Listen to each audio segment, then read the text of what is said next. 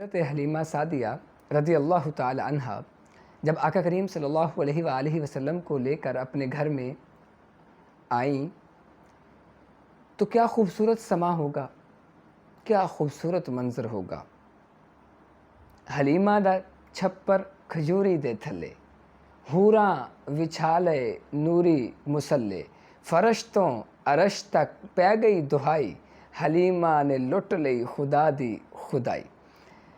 حضرت حلیمہ سعدیہ رضی اللہ تعالیٰ عنہا کا سارا گھر جگمگ جگمگ کر رہا ہے، اجالے ہی اجالے، روشنیاں ہی روشنیاں۔ تو خواتین نے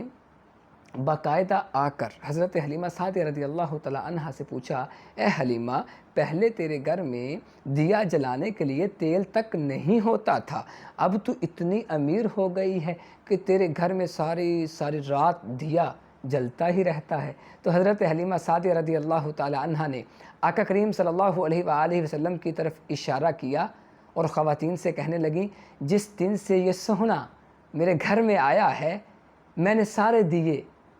توڑ دیے ہیں، میرے گھر میں سارا اجالا، ساری روشنیاں اس سہنے کے نور کے صدقہ سے ہیں، نہ دیے کی ضرورت